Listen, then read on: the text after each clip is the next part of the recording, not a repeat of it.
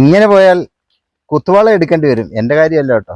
നിന്നെ പാളെ കിടന്ന കാലം പോലെ ഞാൻ അറിയും. അടയ്ക്കാണെ മടി വെക്കാം, അടയ്ക്കാൻ മരമായാലോ. ഇതൊക്കെ പഴഞ്ചൊല്ലാണ്. അപ്പൊ പറഞ്ഞു വരുന്നത് നമ്മുടെ കമുക് കൃഷിയെ കുറിച്ചാണ്. കമുക് മലയാളിയുടെ ഒരു കൽപ്പവൃക്ഷമാണ്. നമ്മൾ തെങ്ങിനെയാണ് കൽപ്പവൃക്ഷം എന്ന് പറയുന്നത്. പക്ഷെ വാസ്തവം പറഞ്ഞാൽ കമുക് ഒരു കൽപ്പവൃക്ഷമാണ്. കൽപ്പവൃക്ഷം എന്ന് പറയുമ്പോൾ ഇതിന്റെ ഉപയോഗിക്കാൻ പറ്റാത്ത ഒരു ഭാഗവും ഇല്ലെന്നുള്ളതാണ്. ഒന്ന് ആലോചിച്ച് നോക്കിയേ. ഇതിന്റെ പാള നമ്മൾ എന്തിനൊക്കെ ഉപയോഗിച്ചിരുന്നു? നമ്മൾ വെള്ളം കോരാൻ പാള ഉപയോഗിച്ചാണ് പണ്ട് കാലത്ത് കിണറ്റിൽ നിന്ന് വെള്ളം കോരിയിരുന്നത്. അതുപോലെ ഇതിന്റെ തണുങ്ങ് നമ്മൾ ഈ വെറ്റിലക്കൊടി കൃഷിക്കും ഒക്കെ ഉപയോഗിക്കുന്ന ഒരു സാധനമാണ് തണുങ്ങ്. വിറകായിട്ടും നമ്മൾ ഉപയോഗിക്കും. അതേപോലെ തന്നെ ഇതിന്റെ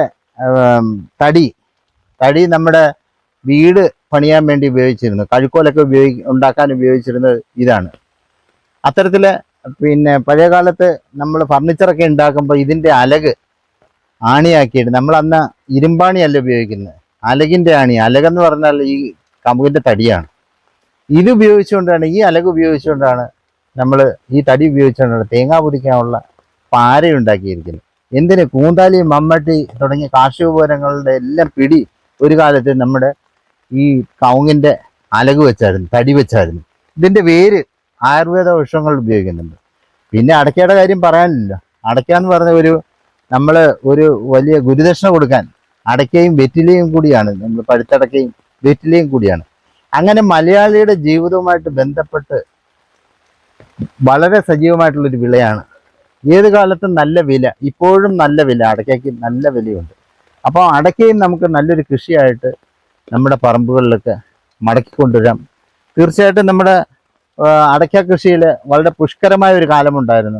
എന്തുകൊണ്ടോ കുറേ കാലമായിട്ട് അടയ്ക്ക ഒരു കൃഷിയായിട്ട്, അല്ലെ കമുക് ഒരു കൃഷിയായിട്ട് ആളുകൾ കൊണ്ടുവരുന്നില്ല. അടയ്ക്കയ്ക്ക് ഇപ്പോൾ നല്ല വിലയുണ്ട്, മോഹവിലയാണെന്ന് വേണമെങ്കിൽ പറയാം. ഇത് നമ്മുടെ പിന്നെ മുറുക്കാൻ മാത്രമായിട്ടല്ല ഉപയോഗിക്കും, മുറുക്കാൻ വേണ്ടിയാണ് നമ്മൾ ഉപയോഗിക്കുന്നതെന്നാണ് നമ്മുടെ ധാരണ. അല്ല, പലതരം ഔഷധങ്ങൾ ഉണ്ടാക്കാൻ, പെയിന്റ് നിർമ്മാണത്തിന് ഒക്കെ ഉപയോഗിക്കുന്ന ഒരു സാധനമാണ് അടയ്ക്ക. അടയ്ക്ക നമ്മുടെ പിന്നെ ചമ്പനായിട്ടും കളിയടയ്ക്കായിട്ടും കൊട്ടടയ്ക്കായിട്ടുമാണ് വ്യാപാരം ചെയ്യുന്നത്. ചമ്പൻ എന്ന് പറഞ്ഞാൽ ചെറിയ മൂക്കാത്ത ഇതിനെ ആണ് പറയുന്നത്. കളിയടയ്ക്ക എന്ന് പറയുമ്പോൾ നമ്മൾ വെള്ളത്തിൽ ഇട്ടുണ്ടാക്കുന്ന പിന്നെ പഴുത്ത പാക്കെടുത്ത് വെള്ളത്തിൽ ഇട്ട് ഫെർമെന്റ് ചെയ്തെടുക്കുന്നതിനെ കളിയടയ്ക്ക എന്ന് പറയുന്നത്. അതേപോലെ തന്നെ അടയ്ക്ക നമ്മൾ ഉണക്കി നമ്മൾ കൊട്ടടയ്ക്കായിട്ടും വിൽക്കും. അപ്പൊ ഇത്തരത്തില് ഒരുപാട് തരത്തിൽ പ്രയോജനപ്പെടുന്ന ഈ കമുക് കൃഷിയെ കുറിച്ചാണ് ഞാൻ ഇന്ന് പറയാൻ ഉദ്ദേശിക്കുന്നത്. അപ്പൊ കമുക് കൃഷിയിൽ പ്രധാനമായിട്ട് ശ്രദ്ധിക്കേണ്ട നല്ല ഇനങ്ങൾ കൃഷി ചെയ്യുക എന്നുള്ളതാണ്. മുമ്പ് കാലത്ത് നമ്മൾ മലമ്പാക്ക്, തോട്ടപ്പാക്ക്, നാടൻ പാക്ക് എന്നൊക്കെയാണ് നമ്മൾ ഇനങ്ങളെ പറഞ്ഞിരുന്നത്. പക്ഷെ ഇപ്പൊ നമ്മൾ അങ്ങനെയല്ല. പൊക്കം കൂടിയത്, ഇടത്തരം പൊക്കമുള്ളത്, കുള്ളൻ എന്നിങ്ങനെയാണ് പറയുന്നത്. അപ്പോൾ പൊക്കമുള്ളതെന്ന് പറഞ്ഞു കഴിഞ്ഞാൽ സൗത്ത് കാൻഡ്ര, അതുപോലെ രത്നഗിരി, കാസർഗോഡ് ലോക്കൽ, ഇതൊക്കെയാണ് പൊക്കമുള്ള ഇനങ്ങൾ. ഇതെല്ലാം നാടനാണ്. ഇതിന് ഒരു 8-10 വർഷം വേണം ഇത് കായ്ച്ചു കിട്ടാൻ. ഒരു 2-3 കിലോ കൊട്ടടയ്ക്കാൻ മാത്രമേ കിട്ടത്തുള്ളൂ. പിന്നെ അതുപോലെ മേൽത്തര ഇനങ്ങൾ, പൊക്കമുള്ള മേൽത്തര ഇനങ്ങൾ എന്ന് പറഞ്ഞു കഴിഞ്ഞാൽ നമ്മൾ നാടൻ ഇനങ്ങളിൽ നിന്ന് നന്നായിട്ട് തിരഞ്ഞെടുത്ത പ്രത്യേക തരത്തിൽ തിരഞ്ഞെടുക്കുന്ന അതിനെയാണ് മേൽത്തരം ഇനങ്ങൾ എന്ന് പറയുന്നത്.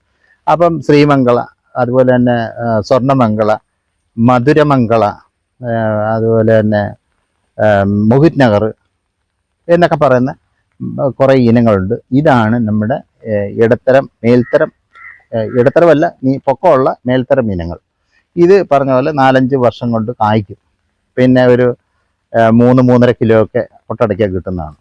പിന്നെ ഉള്ളതെന്ന് പറഞ്ഞാൽ ഒരു ഇടത്തരം വലിപ്പമുള്ള സാധനങ്ങൾ. ഇടത്തരം വലിപ്പമുള്ളതെന്ന് പറഞ്ഞാൽ മംഗള, ശതമംഗള. മംഗള എന്ന് പറഞ്ഞാൽ ഇടത്തരം വലിപ്പമുള്ളതാണ്. നമ്മൾ ഏറ്റവും പോപ്പുലർ ആയിട്ടുള്ള ഒരു കമുകിനമാണ് മംഗള. ശതമംഗള ഇത് ഇടത്തരം പൊക്കമുള്ളതാണ്.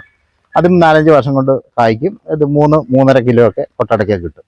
പിന്നെ നമ്മുടെ കുള്ളൻ ഇനങ്ങൾ എന്ന് പറഞ്ഞാൽ നമ്മുടെ കർണാടകത്തിലെ വിറ്റൽ ഗവേഷണ കേന്ദ്രത്തിൽ നിന്നുള്ള വിറ്റൽ വെറൈറ്റീസ് ആണ്. അതിൽ വിറ്റൽ 1, വിറ്റൽ 2 ഒക്കെ ഏറ്റവും പോപ്പുലർ ആയിട്ടുള്ള ഇനങ്ങളാണ് കുള്ളൻ ഇനങ്ങളിൽ. അത് 2-3 വർഷം കൊണ്ട് കായ്ക്കും. അതുപോലെ തന്നെ 3.5 കിലോ മുകളിലൊക്കെ പിന്നെ ഉണക്ക അടയ്ക്ക നമുക്ക് കിട്ടുന്നതാണ്. പിന്നെ അതിലെ കുള്ളനിലെ ഏറ്റവും പോപ്പുലറായിട്ട് ഇപ്പം വളരെ ഡിമാൻഡുള്ള ഒരു വെറൈറ്റി ഇന്റർസി മംഗള. അതും പറഞ്ഞ പോലെ 3-ാമത്തെ വർഷം തന്നെ കായ്ക്കും. അതിന് 3.5 മുതൽ 4 കിലോ വരെ കൊട്ടടയ്ക്ക കിട്ടും. അപ്പോൾ ഇതാണ് ഇനങ്ങൾ. അപ്പോൾ ഇനങ്ങൾ ഏതാണെങ്കിലും ഈ അടയ്ക്കയെ സംബന്ധിച്ച് വിത്തടയ്ക്ക ശേഖരിക്കലാണ് പ്രധാനം. വിത്തടയ്ക്ക പാകിയാണ് നമ്മൾ തൈകൾ ഉണ്ടാക്കുന്നത്. അപ്പം നല്ല തോട്ടത്തിൽ നിന്ന് രോഗമില്ലാത്ത അതും പിന്നെ നല്ല ഉൽപ്പാദനശേഷിയുമുള്ള പിന്നെ കമുകിൽ നിന്ന് വേണം നമുക്ക് വിത്തടയ്ക്ക ശേഖരിക്കേണ്ടത്. വിത്തടയ്ക്ക എന്ന് പറഞ്ഞാൽ നല്ലപോലെ മൂത്ത് പഴുത്തതായിരിക്കണം. മൂത്ത് പഴുത്തത് ഒരു 35-40 ഗ്രാം തൂക്കമുള്ളതായിരിക്കണം ഈ അടയ്ക്ക. അതോടൊപ്പം തന്നെ ഈ അടയ്ക്ക എടുക്കുന്ന മരത്തിൻ്റെ പ്രായം ഒരു പ്രധാന പ്രശ്നമാണ്. അപ്പം വലിയ പൊക്കമുള്ളതാണെങ്കിൽ ഏതാണ്ട് ഒരു 15-20 വർഷം പ്രായമുള്ള ആയുസ്സുള്ള പ്രായമുള്ള വിത്ത് മരത്തിൽ നിന്ന് വേണം വിത്തടയ്ക്ക എടുക്കേണ്ടത്. ഇടത്തരം വലിപ്പമുള്ളതാണെങ്കിൽ ഒരു 10-15 വർഷത്തെ പ്രായമെങ്കിലും ഉണ്ടാവണം. അതേസമയം കുള്ളനാണെങ്കിൽ ഒരു 5 വർഷമെങ്കിലും കഴിഞ്ഞ വിത്ത് അടയ്ക്കയിൽ നിന്ന് വേണം, വിത്ത് കമുകിൽ നിന്ന് വേണം വിത്തടയ്ക്ക ശേഖരിക്കേണ്ടത്. ശേഖരിച്ച ഉടൻ തന്നെ പാകണം. ഇതിന് മുളശേഷി വളരെ പെട്ടെന്ന് പോകുന്ന ഒരു ഇനമാണ് ഇതിൻ്റെ വിത്തെന്ന് പറഞ്ഞത്. അപ്പം നമ്മൾ പറിച്ചാൽ പിറ്റേന്ന് തന്നെ പാകണം. പരമാവധി ഒരാഴ്ചക്കുള്ളിൽ പാകണം. ഒരാഴ്ച വരെ താമസം ഉണ്ടെങ്കിൽ മണലിൽ പുഴുത്തിയെങ്കിലും വെച്ചാൽ മാത്രമേ അതിൻ്റെ ഡോർമൻസി, അതിൻ്റെ മുളശേഷി നഷ്ടപ്പെടാതിരിക്കുകയുള്ളൂ. അപ്പം പാകാൻ വേണ്ടിയിട്ട് നമ്മൾ നല്ല തവാർണ ഉണ്ടാക്കണം. മണൽ ചേർന്ന് വേണം. മണൽ ചേർന്ന മണ്ണ് കൂടി ഉള്ളിടത്താണ് തവാർണ എടുക്കേണ്ടത്. ആ അടയ്ക്കയുടെ അകലത്തിൽ തന്നെ നമുക്ക് പാകിയെടുക്കാം. കൃത്യം 40 ദിവസം നല്ല അടയ്ക്കയാണെങ്കിൽ മുളച്ച് കിട്ടും. ഈ 40 ദിവസം ആയ മുളച്ചത് മാത്രമാണ് 40 ദിവസം കൊണ്ട് മുളച്ചത് മാത്രമാണ് നല്ല പിന്നെ വിത്ത് ആയിട്ട് നമ്മൾ മനസ്സിലാക്കേണ്ട കാര്യം. അപ്പോൾ 40 ദിവസം കഴിഞ്ഞ് മുളയ്ക്കുന്ന ഒന്നും നമ്മൾ എടുക്കരുത്. അപ്പോൾ 40 ദിവസം കൊണ്ട് മുളച്ച തൈകളെ 90 ദിവസം ആ തവാരണെ തന്നെ വളർത്തിയെടുക്കണം. ജലസേനവും അതുപോലെ ഇടയ്ക്കിടയ്ക്ക് സ്യൂഡോമോണാസ് എന്ന് പറഞ്ഞ ഇത് രോഗം ഉണ്ടാകാതിരിക്കാൻ വേണ്ടിയിട്ടുള്ളതാണ്. ഒരു ബാക്ടീരിയ കൾച്ചറാണ്. 20 ഗ്രാം 1 ലിറ്റർ വെള്ളത്തിൽ ചേർത്തിട്ട് ഇടയ്ക്കിടയ്ക്ക് ഒഴിച്ചുകൊണ്ട് തവാരണയിൽ നിന്ന് നമ്മൾ തൈകളെ രക്ഷപ്പെടുത്തിയെടുക്കാം. 90 ദിവസം കഴിയുമ്പോൾ ഇതിനെ നമ്മൾ തവാറിൽ നിന്ന് എടുത്തിട്ട് നമ്മൾ കവറിനകത്ത് മാറ്റുകയാണ്. നല്ല നടിയിൽ മിശ്രം നിറച്ച് അതിലേക്ക് തൈകൾ നട്ടിട്ടാണ് നമുക്ക് ഇതിനെ വളർത്തിയെടുക്കേണ്ടത്. 1 വർഷം പ്രായമായ തൈകളാണ് നടാൻ ഉത്തമം. 1 വർഷം പ്രായമായ തൈക്ക് നല്ല കടവണ്ണം ഉണ്ടാവണം. അതേപോലെ തന്നെ ഒരു 5-6 ഓല ഉണ്ടാവണം. അതാണ് നല്ലൊരു ലക്ഷണം. നമുക്ക് കടവണ്ണം കുറഞ്ഞതും ഓലകൾ കുറഞ്ഞതുമായിട്ടുള്ള തൈകൾ നമ്മൾ ഉപേക്ഷിക്കണം. അപ്പം നടാനായിട്ട് പിന്നെ നടിയിൽ കാര്യമെന്ന് പറഞ്ഞാൽ തൈ റെഡി ആകുമ്പോഴത്തേക്ക് നമ്മൾ കുഴിയെടുക്കണം. കുഴിയെടുക്കുക എന്ന് പറയുമ്പോൾ ഒരു 2.7 മീറ്റർ അകലത്തിലാണ് തനിവിളയായിട്ട് കൃഷി ചെയ്യുമ്പോൾ നമ്മൾ നടിയിൽ അകലം കൊടുക്കുന്നത്. 2 കമുകൾ തമ്മിൽ 2.25 മീറ്റർ എങ്കിലും അകലം വെച്ചിട്ട് വേണം കുഴിയെടുക്കേണ്ടത്. അപ്പോൾ കുഴി 1/2 മീറ്റർ ആഴത്തിലുള്ള കുഴിയാണ് എടുക്കേണ്ടത്. 1/2 മീറ്റർ ആഴം എന്ന് പറഞ്ഞാൽ ആഴവും വീതി നീളം എല്ലാം 1/2 മീറ്റർ. 1/2 മീറ്റർ കുഴി എടുത്താൽ മേൽമണ്ണും 1 കിലോ ഡോളോമേറ്റും ചേർത്തിളക്കി ഒരു 3 ആഴ്ച നനച്ചിടണം. മഴയില്ലെങ്കിൽ മെയ് ജൂൺ മാസത്തിലാണ് നമ്മൾ നടാൻ പറ്റിയ കാലം. മെയ് മാസത്തിൽ മഴ ഉണ്ടാവില്ല. ആ സമയത്താണെങ്കിൽ നമ്മൾ നനച്ചു കൊടുക്കേണ്ടി വരും. അപ്പം നനച്ചിട്ട് മണ്ണിൻ്റെ പുളി കുറഞ്ഞതിന് ശേഷമേ അടിവളം ചെയ്യാവൂ. പ്രത്യേകം ശ്രദ്ധിക്കേണ്ട ഒരു കാര്യമാണ്. മണ്ണിൻ്റെ പുളി കുറയ്ക്കാനാണ് കുമ്മായ വസ്തുക്കൾ ചേർക്കുന്നത്. ഡോളോമേറ്റോ കുമ്മായോ എന്തെങ്കിലും ചേർക്കണം. ചേർത്ത് അങ്ങനെ ഇട്ടതിന് ശേഷം ഒരു 3 കിലോ കമ്പോസ്റ്റ് വളം വേണം. അത് ട്രൈക്കോഡർമ കമ്പോസ്റ്റ് തന്നെ വേണം. ട്രൈക്കോഡർമയെ കുറിച്ച് ഞങ്ങളൊരു വീഡിയോ ചെയ്തിട്ടുണ്ട്. ട്രൈക്കോഡർമ തന്നെ ഉപയോഗിക്കുന്നതാണ് ഏറ്റവും ഉത്തമം. കാരണം ഇതിന് വരുന്ന പല രോഗങ്ങളെ തടയാൻ ഈ ട്രൈക്കോഡർമ കമ്പോസ്റ്റിനാവും. അപ്പം ട്രൈക്കോഡർമ ഇല്ലെങ്കിൽ മാത്രമേ മറ്റേതെങ്കിലും ജൈവവളങ്ങൾ ഉപയോഗിക്കാവൂ. ഉണങ്ങിപ്പൊടിച്ച തണലിൽ ഉണങ്ങിപ്പൊടിച്ച ചാണകമായാലും 2-3 കിലോ ഇടണം. 1/2 കിലോ എല്ലുപൊടിയോ രാജ്ഫോസോ മസൂറി ഫോസോ ഉപയോഗിക്കാം. ലാഭകരമായിട്ടുള്ളത് രാജ്ഫോസോ മസൂറി ഫോസോ ഉപയോഗിക്കുന്നതാണ്. കാരണം ഇതിൻ്റെ 3ൻ്റെയും പ്രോസസ്സ് കിട്ടാൻ വേണ്ടിയിട്ടുള്ള, അതായത് വേരിൻ്റെ വളർച്ചയ്ക്ക് വേണ്ടുന്ന മൂലം കിട്ടാൻ വേണ്ടിയാണ് ഇതൊക്കെ ചേർക്കുന്നത്. അപ്പോൾ അത് 3ലും പ്രോസസ്സ് ഏകദേശം ഒരേ രീതിയിലാണ്. അപ്പോൾ എല്ലുപൊടിക്ക് ഭയങ്കര വിലയാണ്. അപ്പം രാജ്ഫോസ് ആണെങ്കിൽ അതിൻ്റെ 5-1 വിലയുള്ളൂ. അപ്പം രാജ്ഫോസോ മസൂറി ഫോസോ ഉപയോഗിക്കുന്നതായിരിക്കും നല്ലത്. പിന്നെ 1/2 കിലോ നല്ല വേപ്പിൻ പിണ്ണാക്ക് ചേർക്കണം. വേപ്പിൻ പിണ്ണാക്ക് എന്ന് പറഞ്ഞാൽ ഈ കീടങ്ങളൊന്നും ഉണ്ടാവാതിരിക്കാനും രോഗങ്ങൾ ഉണ്ടാകാതിരിക്കാനും ചേർക്കുന്ന ഒരു ജൈവവസ്തുവാണ്. വളമെന്നതിനേക്കാൾ അതൊരു നല്ലൊരു പിന്നെ സസ്യസംരക്ഷണ മരുന്ന് കൂടിയാണ്. അപ്പോൾ അത്രയും കൂടെ ചേർത്ത് ഈ 3/4 ഭാഗം മണ്ണ് കിടക്കുകയാണ്, അതിൽ ഇളക്കി ചേർത്ത് അതിലൊരു പിള്ളക്കുഴി എടുത്തിട്ട് വേണം നടാൻ. നട്ട് കഴിഞ്ഞാൽ 1 വർഷം 1-ാം വർഷം മുതൽ വളം കൊടുക്കണം. വളപ്രയോഗം എന്ന് പറഞ്ഞാൽ വളരെ പ്രധാനമാണ്. ഈ കമുകിന് വളം കൊടുത്താൽ മാത്രമേ നല്ല വിളവ് കിട്ടത്തുള്ളൂ. അപ്പോൾ വലിയ ഒരു മരത്തിന് നാടൻ അല്ല ശരാശരി വിളവ് തരുന്നതാണെങ്കിൽ അതിനൊരു NPK ശുപാർശ കേരള സർവകലാശാലയുടെ 100, 40, 140 എന്നാണ്. 100 ഗ്രാം നൈട്രജനും 40 ഗ്രാം ഫോസ്ഫറസും 150 ഗ്രാം പൊട്ടാഷ്യം കിട്ടുക എന്നുള്ളതാണ്. അപ്പോൾ അത്രയും കിട്ടണമെങ്കിൽ പ്രധാനമായിട്ടും ഞാൻ പറയുന്നത് നേർവളങ്ങൾ ഉപയോഗിക്കുന്നതാണ്. കോംപ്ലക്സ് വളമോ മിശ്രിത വളമോ ഉപയോഗിക്കുന്നേക്കാൾ പിന്നെ കാശിന് ലാഭകരമായ കൃഷിക്ക് നേർവളങ്ങൾ ഉപയോഗിക്കുക. വളങ്ങളെക്കുറിച്ചുള്ള ഒരു വീഡിയോ നമ്മളുടെ ചാനലിലുണ്ട്, കണ്ടാൽ അതിനെക്കുറിച്ച് കൂടുതൽ കാര്യങ്ങൾ മനസ്സിലാവും.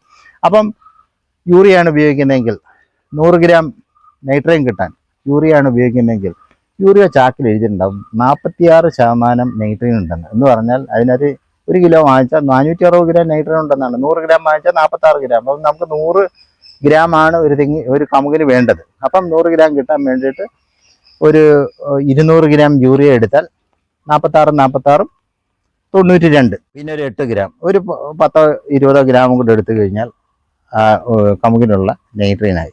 പിന്നെ ഫോസസ് 40 ഗ്രാം ഫോസസ് കിട്ടാൻ രാജഫോസ് ആണെങ്കിലും എല്ലുപൊടി ആണെങ്കിലും മസൂരി ഫോസ് ആണെങ്കിലും 18 മുതൽ 20% അതിൻ്റെ ഫോസസ് കണ്ടന്റ്. അപ്പം നമുക്ക് പിന്നെ 40 ഗ്രാം കിട്ടാൻ ഒരു 200 ഗ്രാം ഇതിലേതെങ്കിലും ഒന്ന് ഉപയോഗിച്ചാൽ മതിയാവും.